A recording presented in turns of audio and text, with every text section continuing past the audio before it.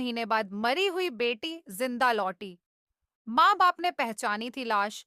फिर आया कहानी में ट्विस्ट। पुलिस का दिमाग भी चक्कर खा गया। Girl missing from Rohini. ऐसे तो दिल्ली पुलिस ने न जाने कैसे कैसे केस सुलझाए हैं, लेकिन रोहिणी से लापता हुई लड़के के केस ने उसका दिमाग ही घुमा दिया। दरअसल पिछले महीने एक लड़की लापता हुई। पुलिस को रिपोर्ट में और तलाश शुरू हुई। इसी बीच एक उसी लड़की की हमउम्र लड़की की लाश मिली। घर वालों ने उसे पहचान भी लिया, लेकिन उसके बाद आया कहानी में twist. Daily girl missing case. क्या कभी किसी माँ बाप से अपनी औलाद को पहचानने में भूल या चूक होती है? औलाद चाहे किसी भी हाल में क्यों ना हो, कम से कम माँ तो अपने बच्चे को बस छूकर ही पहचान लेती है। लेकिन ऐसा लगता है ये सारी बातें अब गुजरे जमाने की लगती हैं, क्योंकि यहाँ तो एक ऐसा किस्सा सामने आया है जिसने सगे माता पिता को ही जमाने के सामने झूठा साबित कर दिया।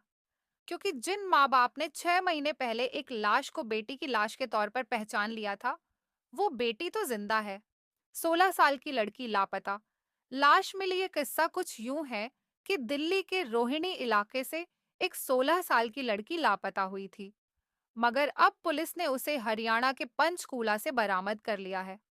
इस मामले में हैरानी इसी बात की हो रही है कि कुछ अरसा पहले ही उस लड़की के माता-पिता ने उत्तर प्रदेश के संभल में मिली एक लावारिस लाश को बेटी के तौर पर पहचान भी लिया था।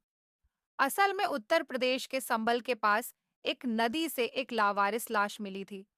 वो लाश भी एक लड़की की ही थी और उम्र भी उसकी यही कोई 16-17 साल की ही थी, मगर उसका चेहरा काफी खराब हो चुका था, क्योंकि जानवरों और पानी के जीव जंतुओं ने उसका चेहरा खा लिया था।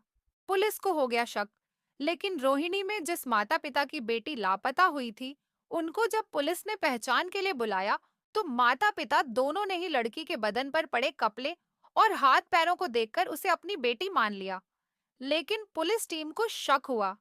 इसके बाद अज्ञात शव की पहचान स्थापित करने के लिए वैज्ञानिक सबूत इकट्ठा करने का फैसला किया गया। पुलिस ने एक्टिव किए मुखबिर पुलिस उपायुक्त गुड़िकबाल सिंह सिद्धू ने बताया कि 18 जुलाई को शिकायतकर्ता राकेश कुमार ने रिपोर्ट दर्ज कराई थी।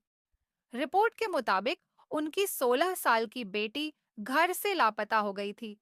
इस मामले में एफआईआर दर्ज करने के बाद पुलिस ने जांच शुरू कर दी। पुलिस टीम ने आसपास मौजूद सीसीटीवी फुटेज की जांच की और लापता लड़की के रिश्तेदारों, दोस्तों और परिवार के सदस्यों से पूछताछ की थी।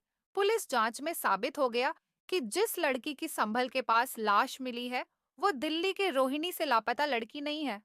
तब पुलिस ने अपनी जांच फैलाई। मुखबिरों को एक्टिव कर दिया गया था। लड़की खेलती थी गेम। पुलिस को पता चला लड़की मोबाइल पर गेम खेलती है। मोबाइल की जांच से पता चला कि वो फ्री फायर ऑनलाइन गेम खेलती थी। वो इस खेल के जरिए दूसरे खिलाड़ियों के संपर्क में भी थी।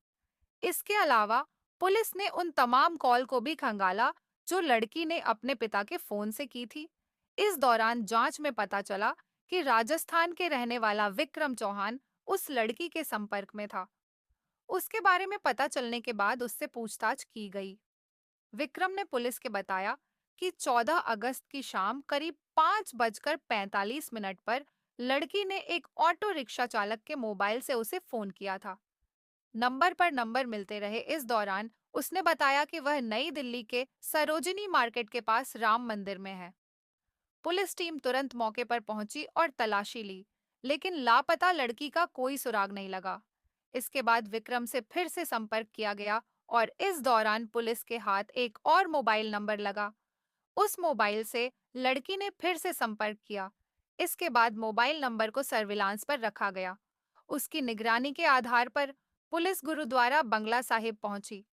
लापता लड़की का पता लगाने के लिए वहां व्यापक तलाशी ली गई। दोपहर में मिली लड़की दोपहर 2:30 मिल गई।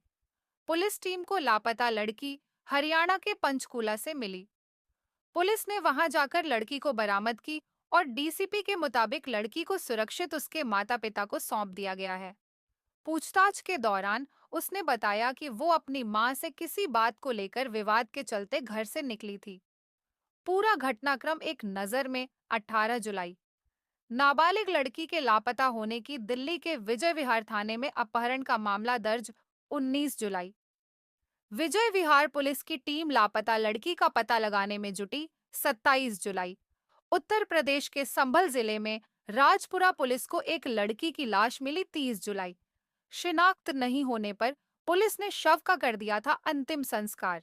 9 अगस्त। राजपुरा पुलिस ने विजय विहार पुलिस से किया संपर्क, लापता लड़की की मौत का किया दावा। 10 अगस्त। पीड़ित परिवार ने लावारिस लाश की फोटो और दूसरे सामान देख मृतक की पहचान अपनी बेटी के रूप में कर दी। 12 अगस्त।